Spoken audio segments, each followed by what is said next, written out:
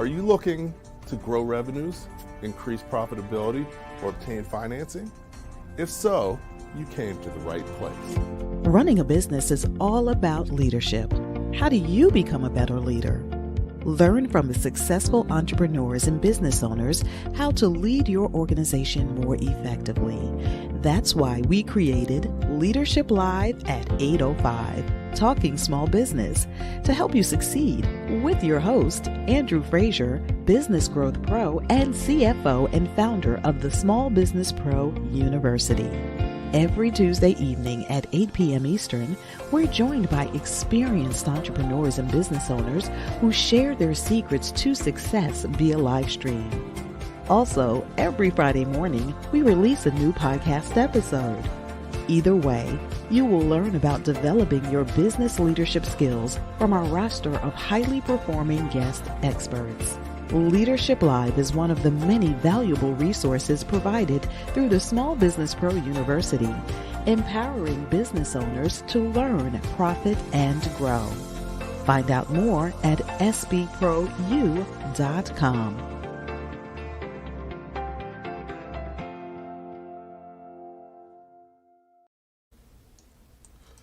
Good evening, everyone. Welcome back to Leadership Live at 8:05. I'm your host, Andrew Frazier, and looking forward to another great evening talking to you as small business owners, potential small business owners, and organizational leaders about valuable things that can be helpful to make you more successful at what you do. Very excited this evening. I've got special guest, Kenneth Goodwin, and we're going to be talking about the future. We're going to be talking about where things are going in terms of business. There's a lot of things out there that we just really need to know about, but we may not. Kenneth is one of the few guests that I could say that what we're talking about, he knows way more than I do. Usually most business topics I know a pretty good amount, but this one goes really deep, and he's the guy to talk to. He has built his business. He's been doing this for years in terms of technology and where technology's going and blockchain. He speaks internationally at conferences and just doing some great things. So I'm excited that he's able to take time to be with us this evening, and we're going to try and build in as much as we can this evening, but this topic we could talk for weeks on. And Ken knows it like the back of his hand. So let me bring Ken on, introduce you, and really today we're going to talk about scaling with digitization, but we're really going to talk about technology and the landscape of where everything is going as far as business and even beyond business. So Ken, welcome to Leadership Live at 8:05. Excited to have you here this evening. Thanks for taking the time out to be with us. Andrew, I'm excited for being here and being on your show. And a lot of my experiences come from following your show, your guests on your show. So I've learned a lot from working with clients and having that open mind. I think that's the key in learning about digital transformation and digitization, especially nowadays, because everything moves so fast. Mm-hmm. So I spend more time listening.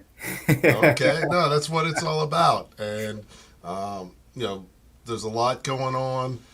As a business owner, you may not see everything in the background, but, we're going to illuminate some things that are going on around you that you might not have noticed, but are happening. And, after this, you should notice, but also get some idea of how you should approach it in the future with your business and how this can impact you and how to stay ahead of the curve. And that's what it's really all about. Right, Ken?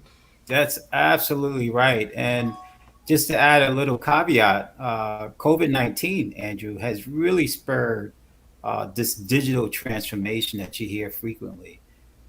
So it actually made the founder. It defined the founders. And certain founders had to pivot. They had to go back and think about the 3 Ps again: people, processes, and products all over again. So it's right, as you mentioned before, back to the fundamentals and how you're able to scale across those 3 Ps, which is very, very critical. Yes, definitely, definitely. So, yeah. So before we get started and going into the details, you've done some tremendous things. Tell us a little bit about where you're from. Your path of really what you did before blockchain, because I think you were alive before blockchain, and then since blockchain, and all the way up to what you're doing now. Fair enough. That's very fair. All I, right. I So, was I was more alive before blockchain, actually. Boy, hey. so yep, yep. So yeah, tell us a little bit. I started my life in Hoboken, New Jersey, Andrew. So I'm born and raised in Hoboken, and I went to undergrad at a school called Johnson C. Smith University, a small private college in Charlotte, North Carolina. It was my 12th option. It was my last option. It was the one that gave me the most blessings, because at that time I didn't know the school. I didn't never heard of Johnson C. Smith University before. I was a top ranked student in high school in the state of New Jersey. So I had the choice of going to like Drew University, Rutgers University, Indiana universities, all these major colleges. And Johnson C. Smith appealed to me because the president at the time, Dr. Robert Albright, mentioned that he was building this honors college program. So he was recruiting some top students, African American students across the U.S. and around the globe, essentially, to be in his specialized courses. And I was identified as one of them. And that worked out well because through Johnson C. Smith, I got my chance to be an exchange student in Japan. I became their first exchange student in Japan. So I learned Japanese. At that time, I was learning French, right? So I had to switch from one side of the brain completely to the other side of the brain. And Japanese humbled me tremendously, Andrew, because it was a language that, again, I wasn't accustomed to at all. It is a humbling language. It's considered to be one of the world's most difficult language because you're constantly thinking about situations and people and assuring yourself that you're saying the language or you're saying the words correctly. Because if you do have a slight miss in the content, it could change the entire expression or meaning of the words or meaning of your conversation. So you have to be very, very cautious. It's a thinking language. I had a great time there, learned the language. I've been very fortunate. I've been on radio there actually twice. That's what most people don't know. So I got on radio twice in Japan, speaking about my experiences as an African American and so forth. Came back to Johnson C. Smith, finished off the school, did my first career at Frazier National Bank. Then decided I wanted to go to graduate school and chose Temple University because I knew I wanted to go back to Japan. And Temple was one of the few graduate schools that actually had a school in Japan. And that appealed to me. And so that, again, created another opportunity for me to do my graduate internship at Ito Yakato, which is known as 7-Eleven. But most importantly, that was my first experience with just-in-time management. So that was my first experience with learning about how to use data management and how that's being applied in operation systems, from operations to productions to the distribution center to the store level to accounting. So all those things I was learning back in around 2000 and 1999 actually. 1999 was when I went there.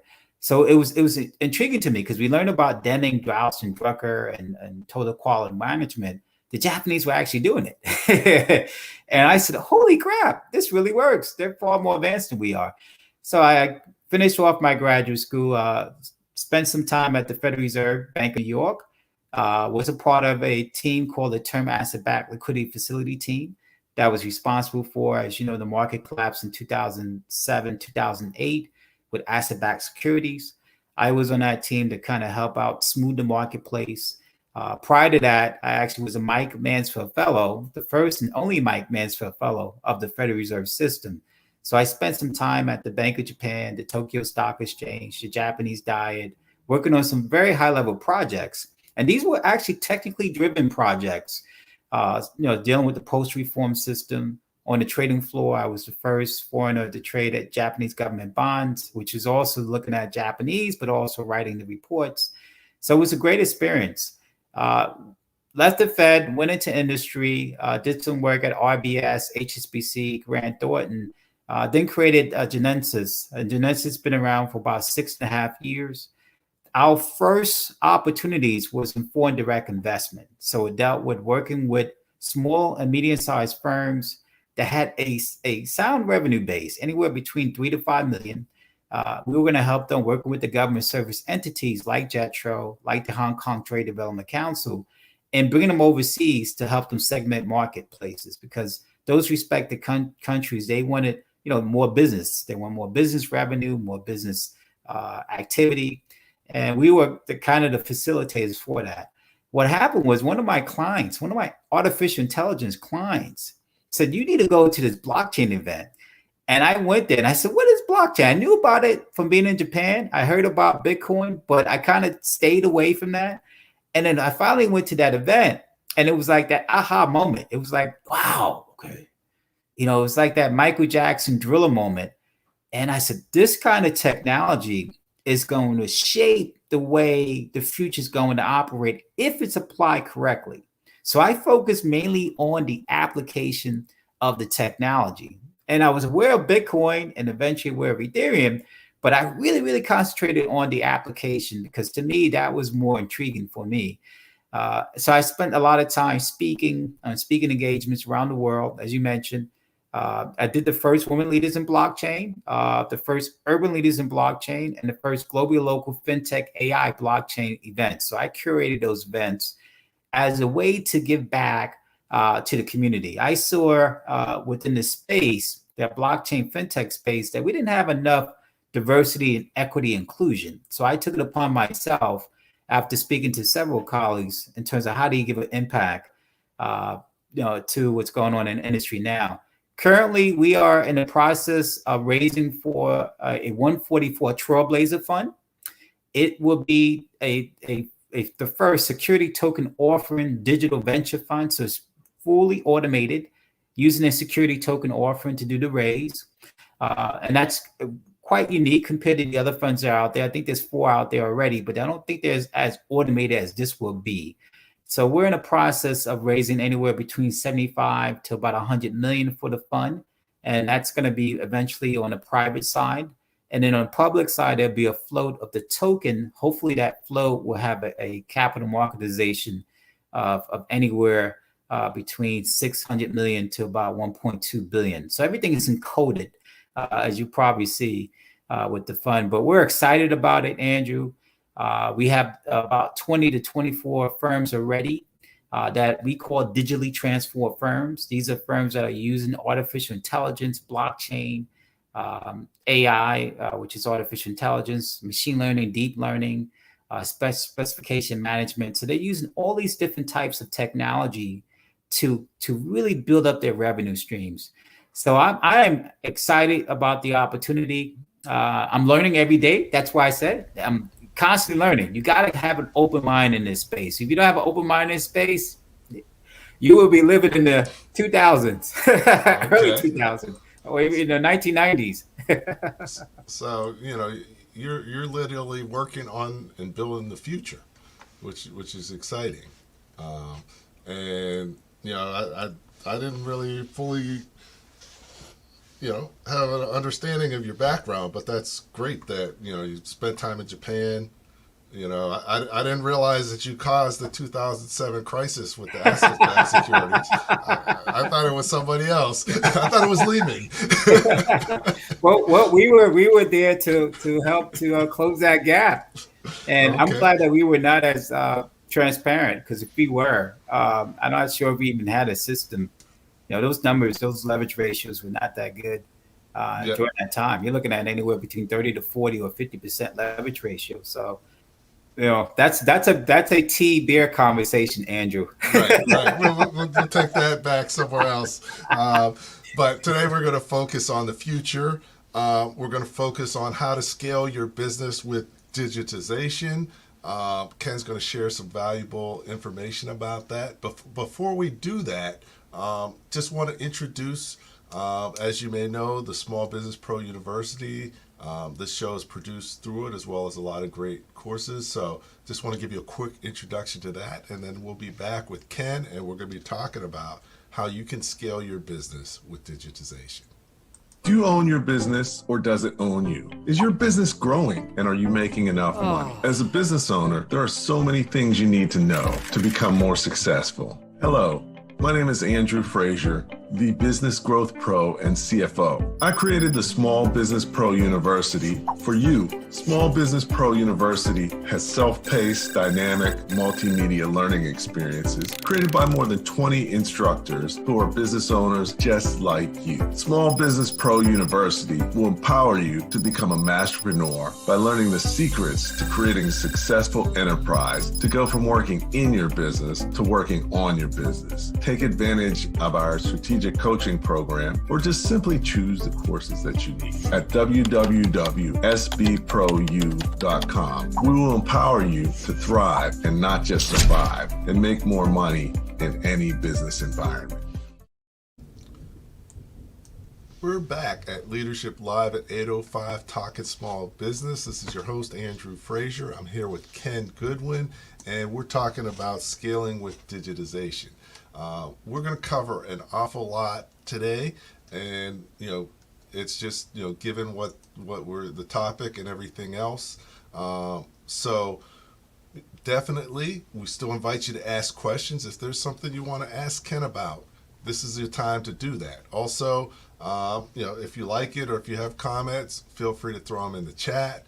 We're going to get ready and get started, but just to really tee things off and get us thinking in the right way, just want to walk through, one of the key things that we're going to be talking about and where we're going and where things have come.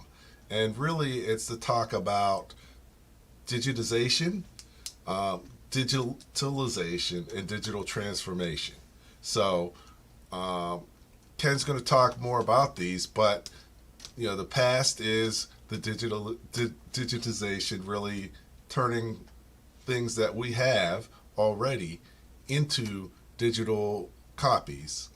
The present, really using digital to change how things are done now, and then the future, the transformation. And Ken's doing a lot of that. That's what his fun's about.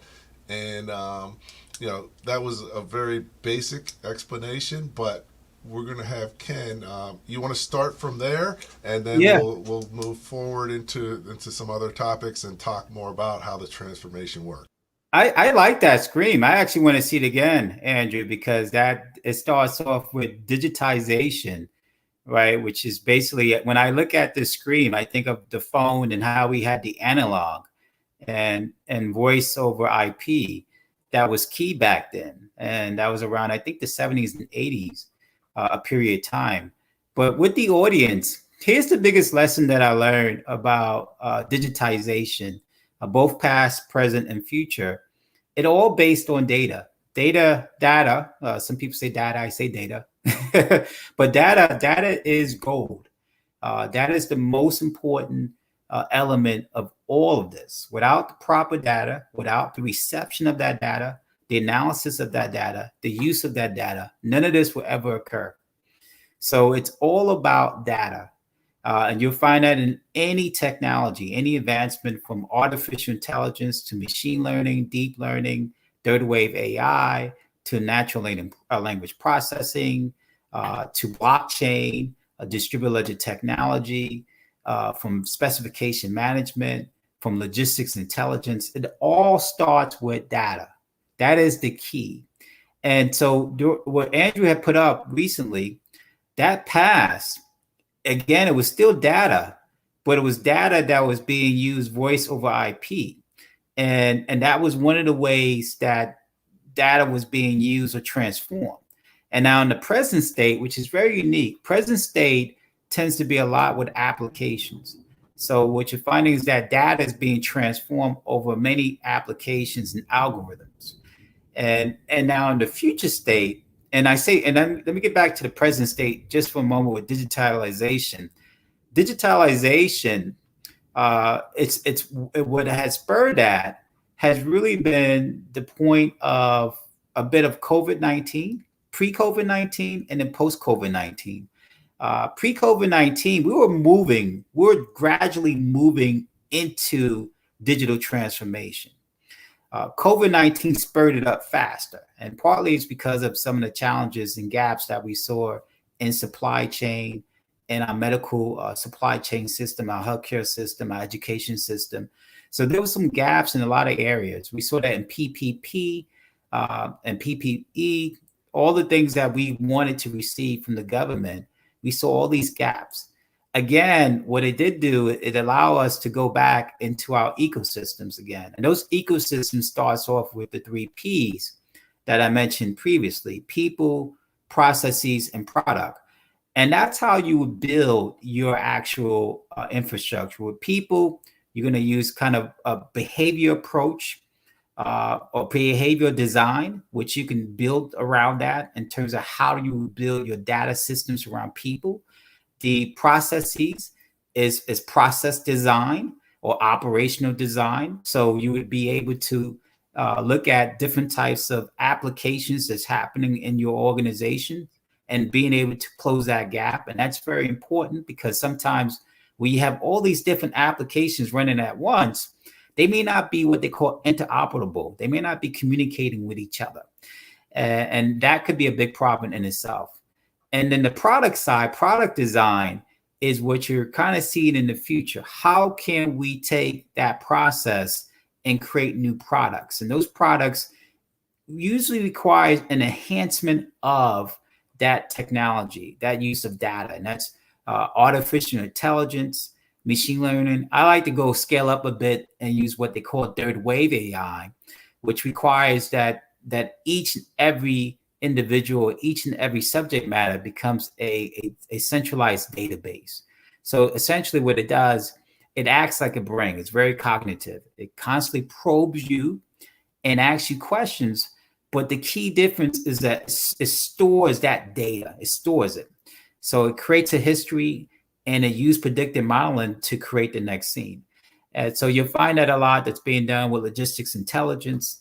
And it's being applied now. It's being applied in asset management and wealth management.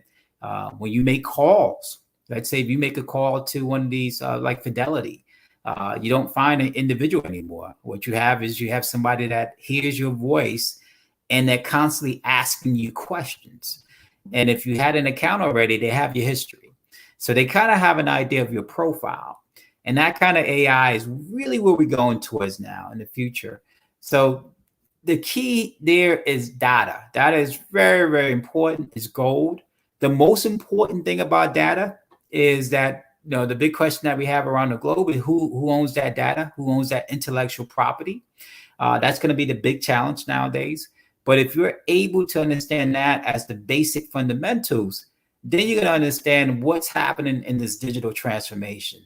So firms, small businesses have to sit back and say to themselves, how can we capture data from our operations, from our people, which could be the employees, and that also could be your clients, right? And also from the product side, right? What are we gaining back when we sell a good or services? What kind of information, data that we're receiving that's going to help us to kind of shape how we're going to build up our operations for the present to the future. Okay. No, that's great. Covered the past, the present, and the future. And really, that's, where a lot of things are going. So now, one of the things that, you mentioned, the data frontier and who owns it's going to be important, especially a lot of your personal data. And I've heard it said that, if you're getting something for free, then you're the product. They're selling you as opposed to if you're paying for something, you're buying the product. So how does that relate to what you're saying?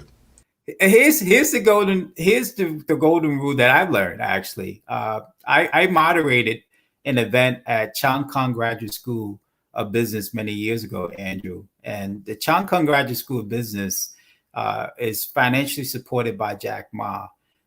They're in Hong Kong, but they also have a huge office or campuses here in New York. So I was fortunate to moderate a gentleman by the name of Feng Han.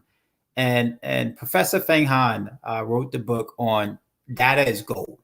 So when I first met this gentleman, he was well known for giving $10 million to Columbia Business School, specifically for Columbia Blockchain Association. So that was a nice gift that he gave to the school. His book is well recognized. And the first thing he said to me, he said, data is gold and you own your data. It's all about you. So the government wants to know about you. Businesses want to know about you. And you take it from that perspective. And to me, that's where I learned. I said, wow, this is really a fight over who owns our information about ourselves. So, and I'll give you another example. In the blockchain space, you commonly hear people say, well, we're going to bank the unbanked, right? So we're going to bank the unbanked. And that's the rah call for everybody to try to get into the space to do social good. I think people intent is to do social good.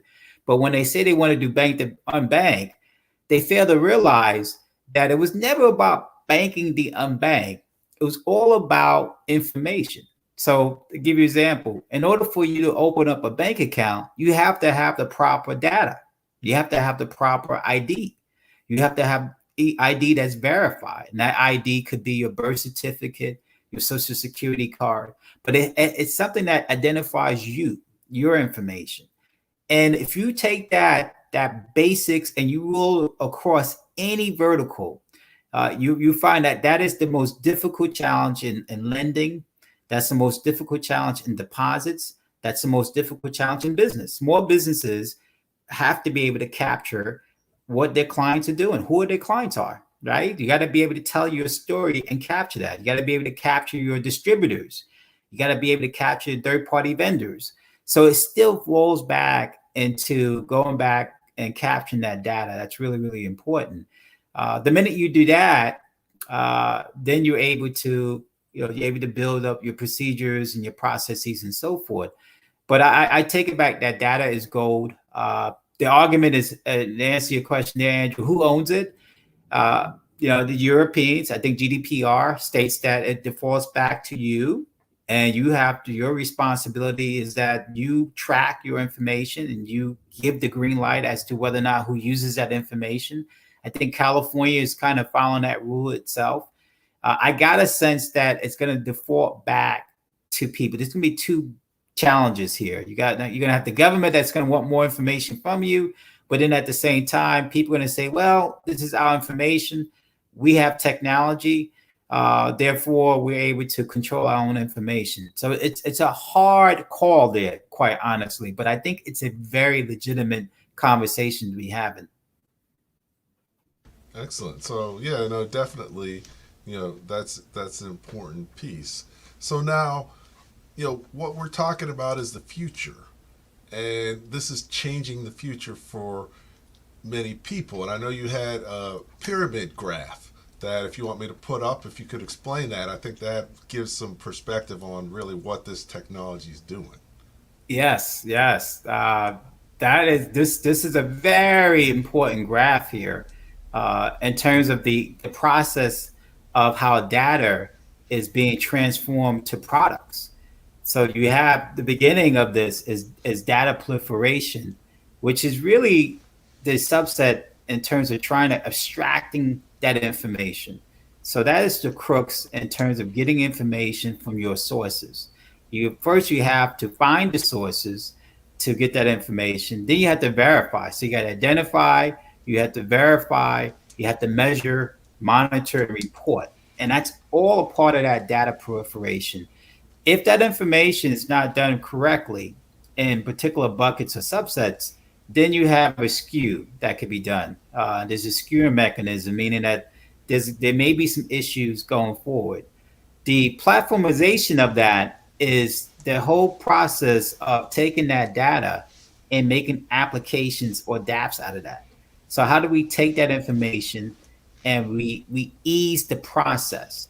So I'll give you a prime example. When I was at Ito Yakato 7-Eleven, essentially what they did is they recognized, let's say, Andrew, you go into a store at a 7-Eleven Japan, it's going to collect as you go to that register and you buy your products, you bring it up to the register, they're going to actually collect information about you. You may not know it. They're going to collect information two ways: through the actual product itself when they skew it, and also by looking at you. So they're going to look at you and say, Andrews, he's about I'm not going to say your age, but blah blah blah. He's a male. He came in at a certain time, so forth. They're going to tie that product to you. And here's why that's important: because it helps them in their inventory management and in their supply chain.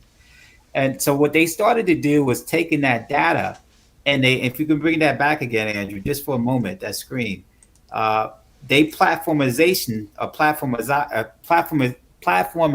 it by using that in their kiosks, but also in how they actually go about ordering new goods and services. So when you went into the store, you know that Andrew purchased that item on Monday. He purchased it at, let's say, 5 o'clock. Maybe three other people purchased the similar items in 3 other different days. You can see that in the chart. And that would help you to order goods or services, or that product, depending on the day, depending on the weather, and so forth. So that was the whole platformization of the process. Nowadays, you're finding that people are using applications and dApps as the way of doing that. That's one of the ways that's being done. And the final portion of that, Andrew, if you can throw that on again, is that substitution products. So tech changes us, right? But the products is really, really the key there. So we go from that platformization to the product side of it. And that product side could be in, let's say, in the case of artificial intelligence, it could be logistics intelligence, which is what you're finding now that's being done in marketing. So the ability to go and shop, let's say we shop somewhere in Times Square, one of the big stores may be able to track where you shopped at before. So what they're doing now is, in order to prepare you, they may start to target market you with new products, because now they have your patterns, buying patterns, and so forth. So it's shaping the way that we live our lives. There's a client of mine that I'm working with called iEgo, and iEgo is based off this model. It's completely based on how you live your life at home. So it ties everything you do, from drinking coffee to turning on a TV to driving your car, all behind asking questions and all behind this model. And the product is that at the end of the day, that you have a personal assistant, which is an algorithm, that's an AI algorithm that's going to help you to schedule your calendar, that's going to help you to live your life. And it's kind of like the old Jetsons. If you think about the Jetsons, we're moving towards the Jetsons. That's probably the best way to describe this. And that's the last piece of that in terms of the products. Okay, no, that's huge, and just to understand the scale, because I think you said, oh, they know about you. You're like, okay, they know about me, whatever.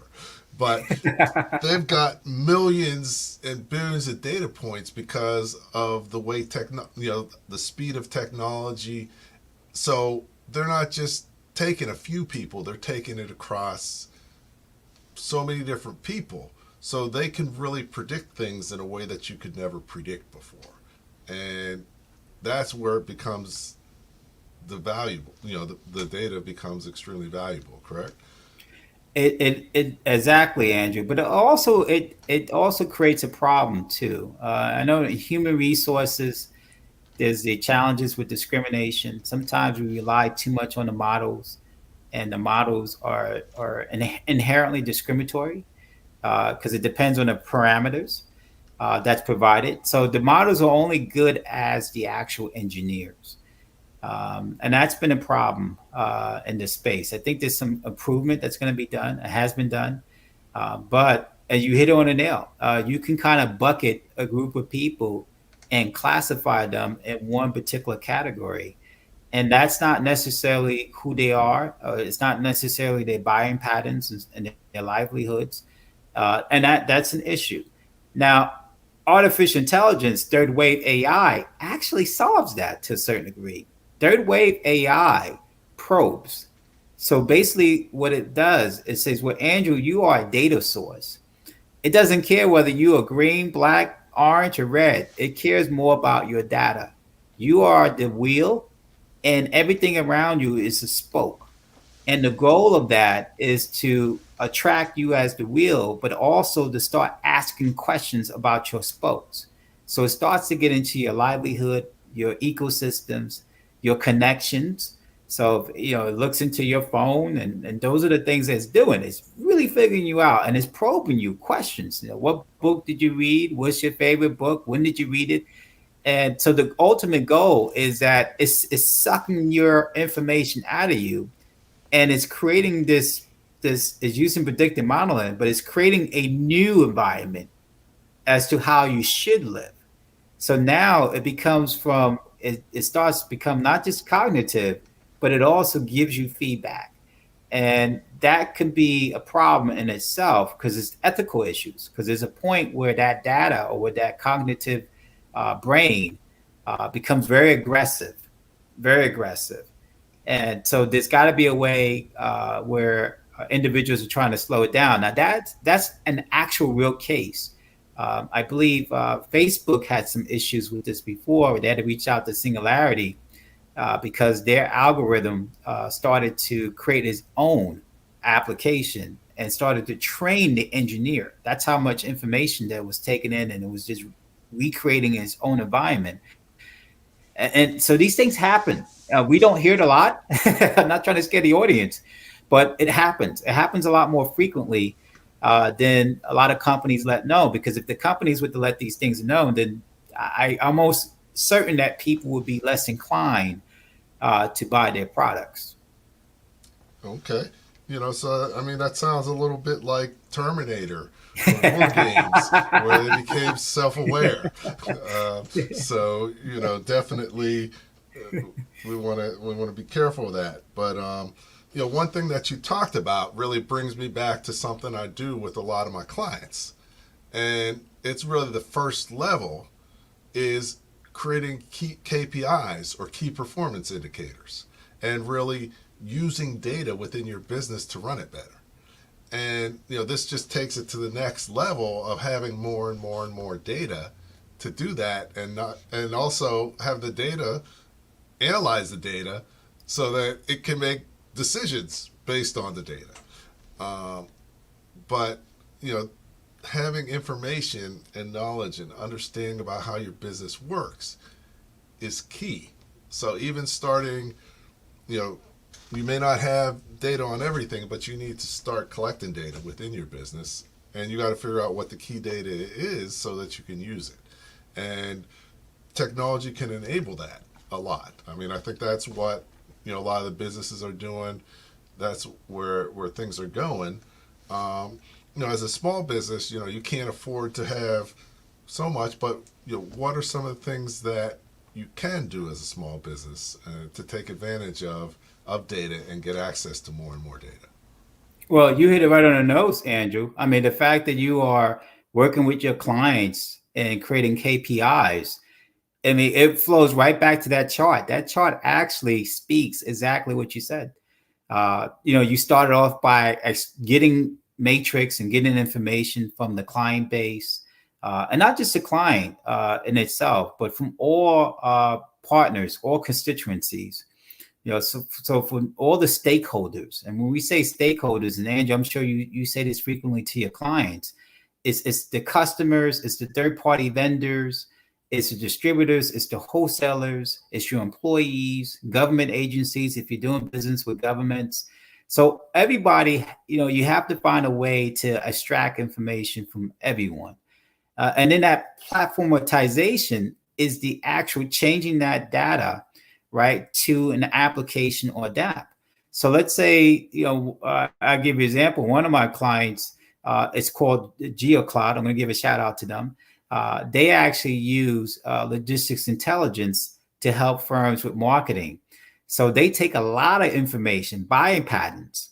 And so what they've done is not only are they tracking what people are buying, they also have an app So the app actually allows for you and I to go in and we literally see our buying patterns in the past. Now it's helping us in two ways. It's helping us from a budget standpoint, but it is also helping those retailers in terms of new products and services. So that app is very, very critical because what it does now is creating new products. So your products are being created because of the fact that you have the application or the DApp, and now you have better products that are more timeliness, that's more efficient, and so forth. So when we say scale for small businesses, you're absolutely right. Is first ascertain, identify, measure, monitor, report, get those KPIs in place, meaningful information. And you don't want to get overloaded with too much information. That's the last thing you want to do. You want to get rid of the noise. Focus on what is your core business. What's your mission, your purpose, your value. Stick to that. And when you stick to that, then you can match that with the data. And then now you're moving on and you're hiring maybe an engineer to say, look, we have all this information from our client base. Maybe we can come up with an app that can actually help us to have a better relationship. And that can actually allow us to sell other services to our clients. And that's the scaling portion of that, because when you provide that service, you're creating enterprise value for your business. So instead of your business worth, let's say you have revenues of 300K, now you can get revenue of 500K. And I, being a venture capitalist, I love that because I look at that. Anytime I see data and digitization, I usually 5x or 10x that. So we're going from a 300K to anywhere between a 1.5 K to maybe a 3 million K, just because you actually went on and you digitized your platform. Because now you're looking at the future revenues that you can have, because now you actually have another work stream. And I think you hit it right on the nose, Andrew. I think you nailed it with your client base. It is room to learn. That's the great thing about this. There's so much room to learn. I'm still learning. They're still learning like everyone else. So we're all starting from that whole data proof, that beginning. We're trying to extract data, but we're still learning how to make it all better. Mm-hmm. And yeah, I mean, you great that you studied under Deming and those guys over there. They got an award. They got the Edward Deming Award in Japan. Yeah. I was actually studying engineering here, so I was learning about them, but they were doing it over there. And but yeah, I mean, it's about continually improving everything you do, and you can't improve anything if you don't measure it. Right. So that's where the data comes in, because you need data to be able to measure it. And, once you have the data, like you said, the data allows you to develop your platforms. And once you have your platforms, that gives you the information to substitute, additional products and services that may be needed. But, on the flip side, if you're not moving forward in this way, other people are. So what does that mean? Means that you could be left out. So I'm going to be honest with you. I mean, it's moving too fast. It is moving too fast. The last thing you want to do is be obsolete in post-COVID. COVID has really spurred on, you hear the word digital transformation. That was the differences between businesses. Businesses pivoted towards using data as a way to provide additional services to their clients.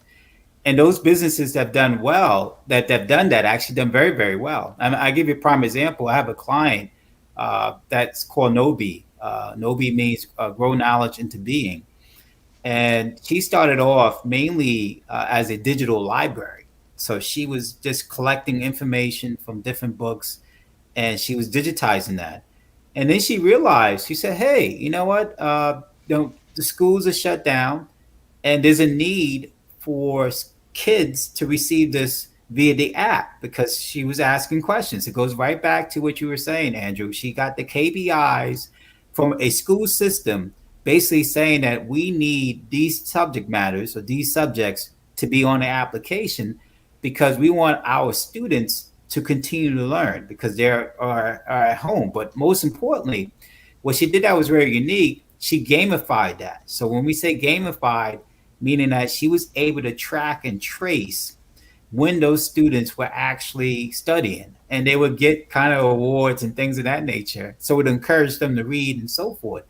But that became another work stream for her. That became another access to that liquidity, to that revenue that she needed to grow her business. And it's because she did that, she's able to now go into other areas and use that platform. And so she's doing quite well. If she had not done that, she probably would have not have made as much money. I'm not sure she'd have been operating or operable. But the fact that she pivoted herself in that direction, she realized that there was opportunities in other verticals. So now she's doing wealth management, she's doing training and development. So it opened up a whole new door.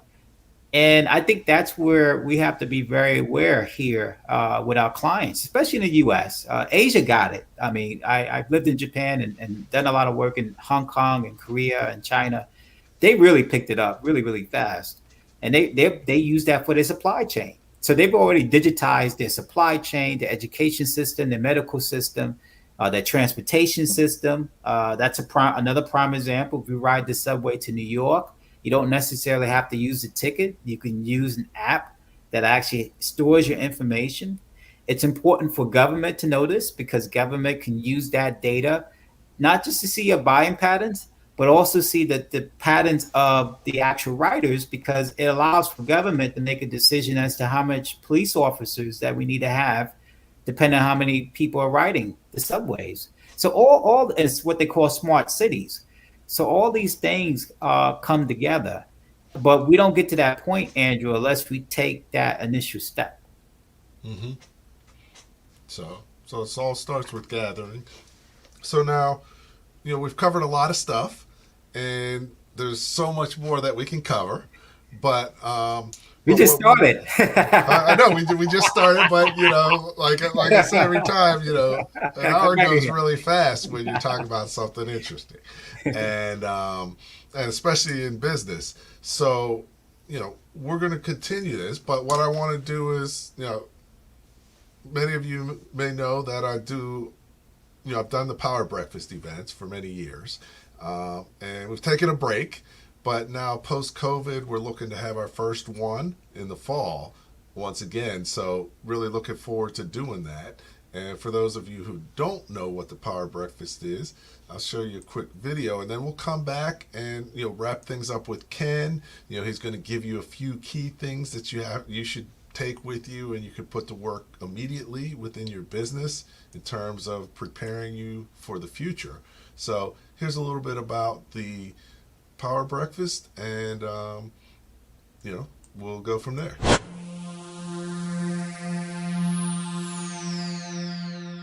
My name is Andrew Frazier from A&J Management. One of the things we're here to do is supercharge your day. Yeah. What we do as part of our business, as an outgrowth of our business, is we have a series of brain trust initiatives that we're continuing to build on. And really through the brain trust initiatives, what we're doing is we're bringing a higher level of intellectual capital to bear. So we're bringing in resources, experts, expertise from across the country to share best practices and connect with business owners, entrepreneurs, organizational leaders to help you be more effective in what you do. What I'm learning from Power Breakfast that sets it apart from other networking opportunities is how my local activities integrate and are part of the larger business community. It brings together people of all industries who can share all different levels of expertise and can educate each other on different changing nature and evolving regulatory legal landscape, as well as all facets of all industries that they might not otherwise be privy to. The Power Breakfast is so important for the entrepreneurial community because it gives the various business people who come together an opportunity to interact, discover what it is they can do to help each other and also do some business. From a corporate perspective, Marcia McLennan, or for that matter, Andrew and his business model, his branding, none of us can succeed individually. We need partnership. Collaboration is the new norm. Since 2011, the Power Breakfast has been held in the northern New Jersey area, but over the next couple of years, we expect to expand into Pennsylvania and New York as well. Okay, welcome back to Leadership Live at 8:05, and we're here with Kenneth Goodwin, and we're talking about how to scale with digitization. So you've broken down quite a few things for us, Ken, but why don't you just wrap it up in a few key things that, me and everybody else on here as a business owner, what should we be doing tomorrow to take advantage of the opportunities that are out there for us, as well as protect us from some of the challenges that may be resulting from this? Yes, I like the protection of the challenges. I would say just know that data is gold. Don't be intimidated by it. Know that if used correctly, it can actually be a great resource that can allow for you to get that financial energy, which is really that money, that revenue. So I would start off by that. Most importantly, you have a lot of resources out there. Andrew, what you're doing is great. I mean, hopefully we'll do another event. I think we will. Hopefully we'll do a little bit more on blockchain. That'd be great. So there's a lot of resources out here, both at small business administrations, the minority business development centers. Andrew, your platform is excellent when it comes down to training and development individuals. So learn about, getting data in terms of be a data scientist, be able to identify, measure, monitor, report information. Then the other step is reaching out to people. I spend a lot of time with young people. The young people get it. They know how to code. My son codes. So this is a generation that they know how to build apps and dApps and so forth. So they understand the different types of coding languages that are out there. Now, if you want to, you can learn yourself the basic coding languages. Do it. I mean, it's not difficult. It's fun. Learn about blockchain. I think blockchain is very significant in the future. Blockchain will probably be used more than even AI to a certain degree. So you're starting to hear a lot about Bitcoin, but also know there's blockchain to the actual application and the distributed ledger technology. But once you got that data and you have that data scientist or that digital engineer, then you're able to target and create new products. Build yourself a roadmap for this. How you like to have your firm to look like in the future. The future is moving very fast. Technology moves faster than we do, quite frankly. I spend a lot of my time speaking to clients overseas, and I'm hearing constantly new things. I'm sitting there and say, wow, okay. It's hard for me to keep up. So, but the great thing about it is that it could be quite overwhelming, but you're not the only one that's in that case. Don't be fooled. A lot of people, I would say good 99.9% is in the same case. Just pick it out for yourself and what works best for your business model. At the end of the day, go back to your mission, value, and purpose and your business model, and try to take all that information to make new products and revenues. And then reach out to Andrew for good advice. All right. So, no, thank you. I'll slip you 100 later on, but definitely, it's all about running your business more professionally, and that's what what I work with people on. That's what people should be working on: is how can we continue to make our business better and run it more effectively. And you can't do that without data, because you can't improve anything without information. So once again, thank you, Ken, for joining us tonight. It's always a pleasure. I always learn something new, and we'll definitely be continuing this conversation going forward. Well, thank you so much, Andrew. I appreciate the opportunity. Okay, excellent. So so definitely we'll be talking soon. I know you got something coming up real shortly, so we're going to let you get on to your next, responsibility. Being global, you got to be on 24/7. So, yes. Definitely understandable. But thanks again. Always, great to have, guests who can share valuable things for the audience. And, definitely once again thank everybody for joining us this evening. Got a few comments, excellent information from James. Buy black food. great show. So, and just data is key and being data driven. And that's really I like that. what the future's about. So thanks again, and we'll talk to you soon. Thank everybody for joining us. As you know, each week we have special guests, so I'm going to pull up. Next week is no exception, and what we've got next week is we have Michelle Smith, CEO of One Hawk Capital, and she's going to be talking to us about getting the capital that you need to grow. She's actually in the space. She's done financing, she's bought businesses, and she's raising a fund. So she has good insight into venture capital as well. So we should have a very good conversation with her. And, it's all about just learning things that you can put to work within your business, even if it's just one thing. Each week, one thing plus one thing plus one thing can add up to very big opportunities and very big change. So that's next week. We got Michelle Smith, and we're going to be talking about capital. And as always, we always say that the more you know, the faster you grow. Thank you, and good night. Thank you for listening to Leadership Live at 8:05, Talking Small Business. Subscribe to our YouTube channel and to the podcast on your favorite podcast platform. Leadership Live is one of the many valuable resources provided through the Small Business Pro University, empowering business owners to learn, profit, and grow. Find out more at sbpro.u.com.